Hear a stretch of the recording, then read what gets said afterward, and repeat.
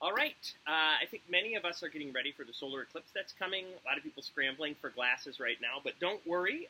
The glasses are not the only way that you can safely view a solar eclipse.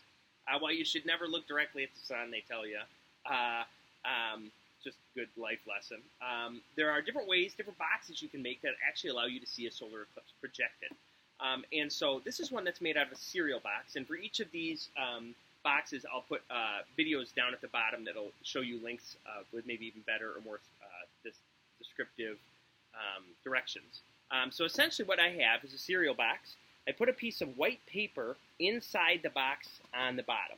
So that will be what it's projected onto. Two holes are cut in the top of the box. One is kind of a smaller viewing hole. That's what I'm going to look through. Can't quite see it here. But what I have here is a piece of pop can with a little hole punched in it, and then I'm taped around. And at my house, we have Minnie Mouse duct tape, which is awesome. And I used the aluminum can because a lot of the directions that we saw showed to use aluminum foil or tin foil. And I found that it broke very easily. And so this is a good way to do it. The only thing is when you're cutting it, be safe. This is probably something just adults should do because it's easy to cut yourself when you're cutting a tin can, or I should say an aluminum can. So once you've got the hole there, then you've got this viewing angle here. You just point that hole towards the sun, and you can look inside the box and see it, see a circle projected on the inside of the box. Very, very safe to do. And then, of course, when the eclipse happens, you'll see a projected image inside the box as well. So there's different versions of essentially the same idea. This is one.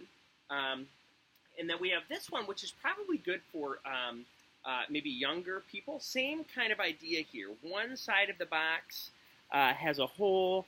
I put a piece of aluminum can over top with a hole punched in it. You'll notice I have tape over some of the other places too where light was getting in. Same thing here inside the box. I have a piece of white construction paper. And then all it is there's a little spot on the side here for you to view in. So again, you would point it up at the sun, and then you can look inside this box to see the projected image right there. Great if you're trying to maybe show it to a younger person, child. So the last one is the head in the box one. This one is kind of fun. It uses a bigger box, same basic ideas, again, covering over any of the holes in the box so it's nice and dark inside. Same idea here where you've got a hole in an aluminum can, a hole in the box.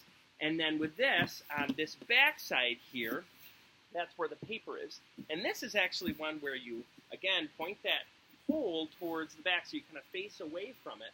And then you can put your head inside the box and look at the projected image. Now, my head is too small or too large for this smaller box. This is good for my daughter. So this is a great one.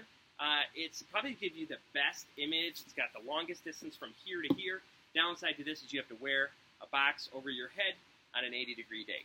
So there are 3 different versions that you can create, again, using stuff that you have at home anyways.